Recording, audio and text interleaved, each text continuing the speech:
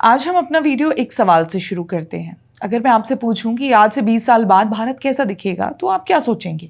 बड़ी इमारतें, बड़े highway, organised mass transit system, ये ऐसी चीजें हैं जो इमिडिएटली हमारे दिमाग में आएंगी। लेकिन सरकार की नजर में असली बदलाव कहीं और से आएगा, एक ऐसी डिजिटल नींव से जो हर गांव, हर खेत, हर छोटी दुकान तक पहुंचेगी। और इसी का नाम है डिजिटल पब्लिक इंफ्रास्ट्रक्चर यानी डीपीआई।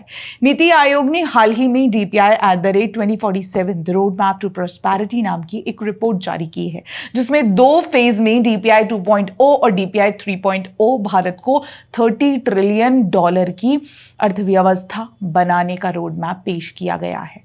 यह रिपोर्ट नीति फ्रंटियर टेक हब ने एक स्टेप फाउंडेशन और डायलॉट के साथ मिलकर तैयार की है।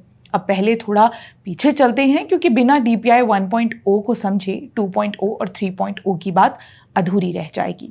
डीपीआई 1.0 ने भारत में 1 अरब से ज्यादा लोगों को डिजिटल पहचान दी।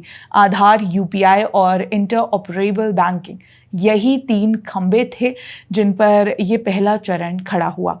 और इसका नतीजा साल 2024 में यूपीआई ने करीब 172 अरब ट्रांजैक्शंस प्रोसेस किए, यानी 247 लाख करोड़ रुपए का लेन देन एक साल में। तुलना के लिए वीजा का पूरा वैश्विक नेटवर्क उसी साल करीब 234 अरब ट्रांजैक्शन पर था। यानी भारत का ये मुफ्त पब्लिक इंफ्रास्ट्रक्चर दुनिया के सबसे बड़े प्राइवेट पेमेंट सिस्टम को टक्कर दे रहा है, और ये सिर्फ शुरुआत है।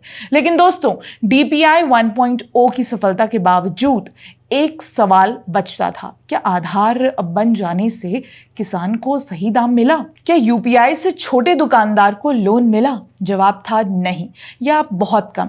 यहीं से डीपीआई 2.0 की जरूरत पैदा हुई। डीपीआई 2.0 का फोकस 2025 से 2035 तक है। इसका लक्ष्य है आजीविका आधारित विकास को बड़े पैमाने पर हकीकत बनाना। और डीपीआई 3.0 जो 2035 से 2047 तक चलेगा, उसका लक्ष्य है व्यापक समृद्धि, जहां हर तबके तक विकास पहुंचे। इस पूरे विजन का एक बड़ा नंबर है 2047 तक प्रति व्यक्ति आय का $18,000 तक पहुंचना। अभी ये करीब $2,800 है।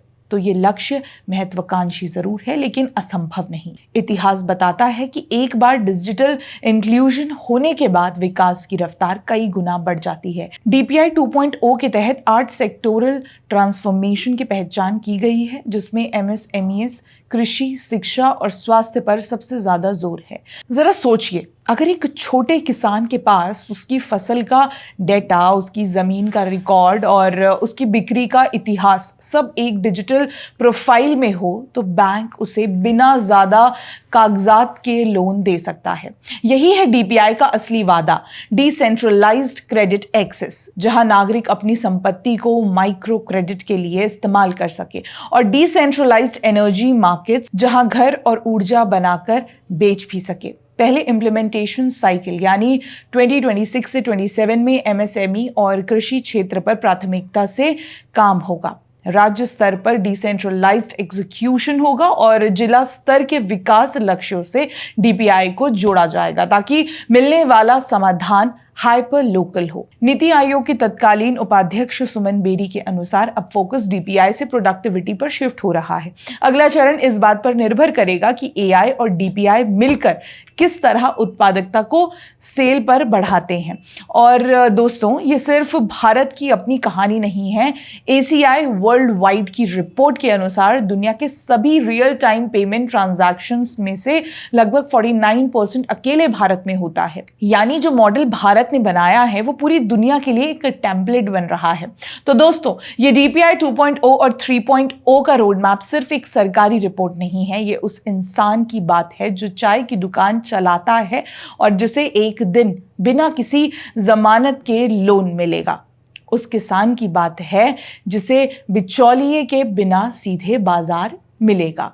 उस बच्चे की बात है जिसे अपनी भाषा में अपने घर के पास बेहतर शिक्षा मिलेगी। अगर एग्जीक्यूशन सही रहा तो 2047 वाला भारत आज के भारत से बिल्कुल अलग होगा।